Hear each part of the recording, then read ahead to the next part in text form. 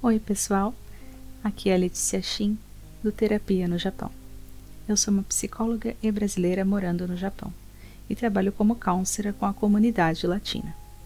Hoje nossa caminhada é aqui em Kamakura, em Kanagawa, que é uma cidade praiana que já foi capital política do Japão. É muito famosa por conta deste trem Enoden, que fica aí nessa estação de Kamakura, você consegue pegar ele. É muito bonito, tem até um anime que ele passa numa parte da praia, né, de Kamakura e Enoshima, e aí o pessoal vai lá para fazer foto bem desse momento que ele passa. É uma cidade muito bacana, muito legal. Tem o Grande Buda também, muitos templos, né, pela cidade. Tem as lojinhas de artesanato, bastante artesanato e muita coisa assim legal de omiyage, né, de lembrancinhas para você comprar. Na rua Komakidori é muito famosa, né? Tem muitas lojinhas legais também. E muitas coisas gastronômicas para você experimentar. Bastante coisa diferente, assim. Super recomendo para quem gosta de praia, principalmente. Lembra uma parte ou outra, assim, uma rua ou outra, você vai lembrar, não sei de onde você veio, mas se veio de São Paulo, você vai lembrar do Guarujá, você vai lembrar de Santos, Maresias. Tem umas partes, assim, tem até escola de surf. É muito bacana. E Kamakura fica mais ou menos assim, a menos de 1 hora de Tóquio, né? Mas daqui de Saitama, né, de onde eu estou, fica umas 2 horas e meia, assim, de carro. Então é uma viagem, né, um pouco longa, mas dá para ir de trem também. E o vídeo de hoje é uma reflexão um pouco sobre o fato do Japão realmente, né, ter essa fama e ser, né, um país das regras, né, o país onde tudo é mais certinho, organizado, né, tudo aqui segue um padrão. Isso é uma realidade, né, isso vale para o modo de trabalho, né, o modo de vida, é algo cultural. Pode parecer um estigma, né, para alguns, uma caricatura para outros, porém é o modo de funcionamento, né, dessa sociedade, com suas pequenas exceções. Né? E tudo na vida tem os dois lados, não tem jeito. O lado bom, que a gente pode dizer, de ser assim, mais certinho, né? O superego do Japão, como a gente fala em psicanálise, porque é o país das regras, né? Das normas, então é o país, a terra do superego. Depois eu vou explicar um pouquinho sobre isso. Mas o lado bom do superego no Japão é a gentileza, né? A educação, as ruas limpas, né? O silêncio, o respeito ao espaço do outro. Existe um senso coletivo, né? No modo de vida, que é admirável. Principalmente nos transportes públicos, a gente consegue ver que as coisas funcionam, né? Os japoneses, eles possuem um modelo ideal para viver em sociedade. Porém, muitas vezes essa cobrança, né, interna ultrapassa o nível do aceitável, né, e começa a adoecer a mente da pessoa, né, o psiquismo, ele adoece porque a pressão é muito grande, essa pressão dessa necessidade de ser perfeito, né, e esse rigor, né, essa necessidade da perfeição pode ser a mais cruel de todas as imposições ao eu. Esses ideais, né, inalcançáveis, eles são muitas vezes responsáveis por diversos transtornos mentais, tanto do povo japonês, né, que a gente sabe que adoece, tem um número de suicídio elevadíssimo, né, por conta dessa cobrança de perfeição. Muita gente acha que é por conta da parte do trabalho, né, de ser uma carga horária extensa, mas nem sempre é assim, porque tem muita gente que trabalha às 8 horas, normal, assim, inclusive em fábrica, tem gente que não quer fazer zangueô e tem fábrica ou outra que realmente é só teide, então tudo bem. Então a questão que pressiona muito o psiquismo, nem sempre, né, não dá pra gente generalizar, achar que é a carga horária porque trabalha muito, nem sempre.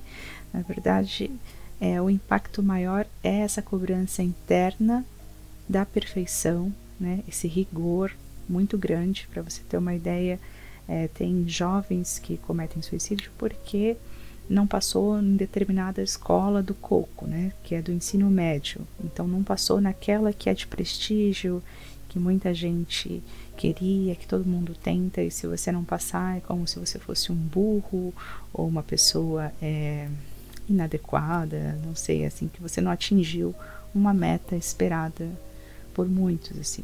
principalmente familiares, né? Então, se a pessoa não passa, ela, tanto em universidade quanto em ensino médio, isso já é um sentimento de fracasso muito grande. E esse sentimento de inadequação, de incompetência, né? Tudo isso gera um sofrimento muito grande, e não só com o povo japonês, mas também os imigrantes, né? As pessoas que vêm morar aqui, vêm viver aqui, dependendo do caso, né? Onde trabalham, onde estudam, elas começam a desenvolver esse tipo de cobrança interna muito elevado, tanto quanto o povo nativo, né? A pessoa começa a se sentir pressionada a se adequar, a ser igual, aquela cobrança de que tudo que você fizer, né, faça bem feito. Ok, legal, mas não tem como você fazer tudo perfeito, né? Você vê que essa cobrança aqui, para quem vem trabalhar em fábrica, as pessoas sabem que às vezes tem mais de um setor de Kensa, né? Mais de um setor para Kakunin, né? Para verificar, para checar, para ver se está tudo ok. Porque aqui tem essa coisa do cliente ter sempre razão, e isso é levado muito a sério, né? Então, os japoneses, eles possuem um modelo muito rigoroso, assim, no padrão deles, de produzir algo, né, para que não exista erro, né, para que você não cometa erro. E também para quem trabalha em multinacional, startups, enfim, se você fizer um relatório, por exemplo, e você esquecer de mencionar uma coisa que você está falando numa reunião, e você esquecer de escrever isso no relatório, isso também vai ser um motivo para uma cobrança, para um pedido de desculpa para todos os clientes, todo mundo que estava na reunião e você esqueceu de mencionar isso no teu relatório. Então é uma coisa que você pode passar super vergonha, assim, ou uma pressão muito grande. Então não é fácil para nenhum setor, assim, de trabalho. Na fábrica, você tem muito medo do furiô, né, a palavra que vem com uma carga, né, um peso muito grande, porque existem vários significados, né, defeito, erro, pode simbolizar isso também, incompetência, se você que fez, isso vai te deixando marcado, né, parece que você não olhou muito bem aquela peça.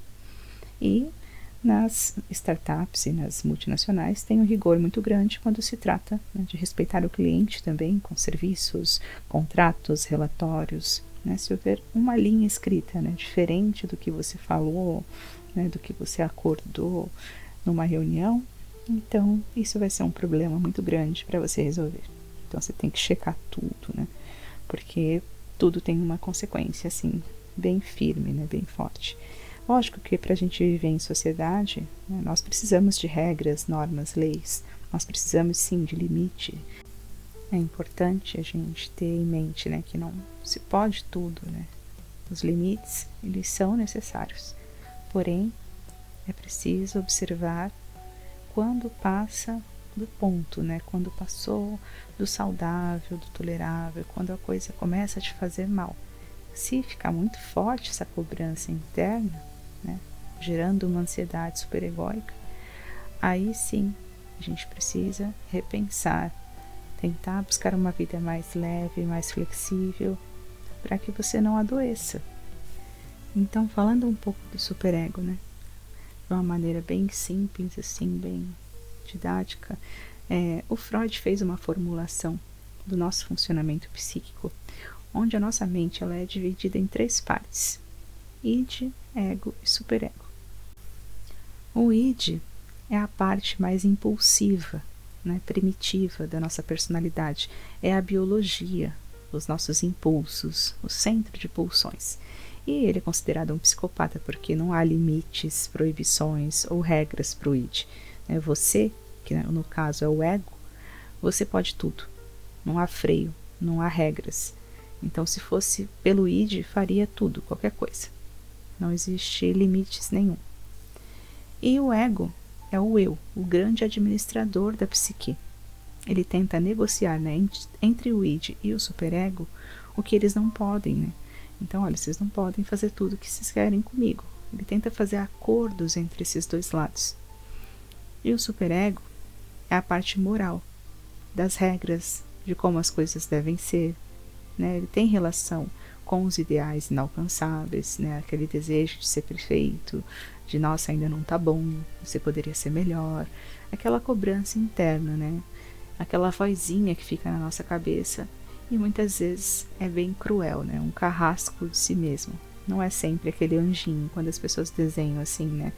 O id de um lado como se fosse um demônio e o superego um anjinho. E aí você tá no meio, você é o ego, e aí tem essa briga entre as duas partes, mas como se o superego fosse um anjo, e não é bem assim. Inclusive tem um psicanalista que é especialista em superego, que se chama Dr. Francisco Daut, é um psiquiatra também, super recomendo você dar uma olhada no trabalho dele. Ele foi estudar o superego porque é uma instância que pode ser realmente cruel e adoece o nosso psiquismo. Então, o superego é esse sistema de regras, né? Ele te fala como você deve agir, como você deve se comportar para sobreviver no mundo. Então, se você não segue as regras, né, a sua sobrevivência está comprometida. Então, a gente relaciona regras com a vida. Quem segue as regras está vivo. Quem não segue está morto. Né? Essas são as nossas normas superegóicas. O superego introjetado ele é referência de sobrevivência. Então, por isso que a gente fala que o Japão é a terra do superego, porque é o lugar que mais tem regras, e se você não segue, vem a culpa, né? Aqui é o lugar das regras. Culpa é a dívida com o superego. Você me deve algo, então você fica ali se remoendo. Deixei de cumprir tal coisa, estou em dívida. Né? Então, assim, o nosso aparelho psíquico, ele tem, segundo Freud, né, 3 objetivos: sobreviver, evitar sofrimento e buscar prazer. E a gente precisa buscar um equilíbrio, né? Durante a nossa caminhada, a nossa jornada, o nosso viver, buscar um equilíbrio entre essas instâncias, porque senão você adoece. De fato, se você fizer tudo o que você quer, você vai se dar mal. E se você também não fizer nada e ficar só reprimindo tudo, teus sonhos, teus desejos, né, você simplesmente não existir, né, você não ter voz, também é um tipo de morte, né? É como se você estivesse se enterrando em vida. Então, a função do superego é de regular a liberdade, né, maior ou menor do ego, pressionando para dizer como você deve, né, como, quando e onde o id pode funcionar, né? Ele quer a sua perfeição, mas não que você tenha que se submeter a isso, porque senão você vai adoecer, e muito. Então a gente precisa buscar uma vida mais leve, né, com menos cobrança interna, mais flexível, mais liberdade, apesar de tudo. Mesmo que você esteja morando aqui no Japão, que é um lugar que te pressiona um pouco mais, ainda assim, você ser espontâneo, ser verdadeiro, natural, você conseguir manter a sua essência, né? Não se anular para poder viver em sociedade, assim, você conseguir ser você mesmo. E esse é um dos objetivos da terapia. É convidar você, né, a refletir um pouco mais sobre si mesmo, se apropriar dos próprios desejos, né, das suas vontades, descobrir também o que você quer, né? Mas e o que você sente, o que você faria? Acolher as suas falhas, né? Lembrar que você é um ser humano e que você vai errar, você vai falhar. Então as mães falham, os pais falham, os filhos, os psicólogos, os psiquiatras, psicanalistas, os médicos, os professores, todo mundo erra, né? Ninguém está acima da verdade de tudo e de todos, não existe isso. Então você precisa acolher as suas falhas para identificar o que aquilo está te ensinando, porque geralmente sempre fica, né, uma lição para a gente sobre as pessoas, sobre as situações, sobre várias coisas. Você vai aprendendo mais, né? Então, na verdade, falhar é crescer também, porque você vai conhecendo até mesmo sobre os seus próprios limites, até onde você pode ir, o que não foi bom para você, que é melhor não fazer mais, né? Então, falhar faz parte da sua caminhada, da sua jornada humana, né? E treinando este olhar para a sua jornada como um todo, né? E não você reduzir o teu olhar somente nas suas falhas, nos seus problemas, nas coisas ruins. Na verdade, é ampliar e ver como um todo, como você consegue enxergar as suas superações, né? Como você consegue enxergar a sua evolução, né? Olha até onde você chegou, tudo que você já superou, o que você já passou, né? Você está nesse mundo para sentir que a vida vale a pena ser vivida, não para a perfeição, né? A perfeição é um engano. Então é preciso combater, né, esse funcionamento rigoroso, cruel do superego. Né? Você estar atento à intensidade disso, né? Como que isso está para você no dia a dia. Se você consegue viver, se você está conseguindo administrar isso, ou se você está se deixando levar e adoecendo, achando que você não é bom o suficiente. É um convite a reflexões. E vai com calma, não se cobre tanto. Tente ser mais flexível em algum setor da sua vida, alguma área. Você ir treinando isso pouco a pouco e melhorando a relação com você mesmo. Vai colocando momentos mais prazerosos na sua vida, se cobrando um pouco menos, né? Colocando assim mais liberdade de escolha, né? De poder ser no mundo, acolher as suas falhas, valorizar quem você é, né? Acolher de verdade quem você é. E se você gostou desse vídeo, não esquece de curtir, compartilhar, comenta aí se você está gostando, o que você gostaria de conversar no próximo vídeo, na próxima caminhada. Me segue também no Instagram, @terapia no Japão. Se inscreve no canal para você me ajudar. Muito obrigada por assistir e até a próxima caminhada. Um abraço.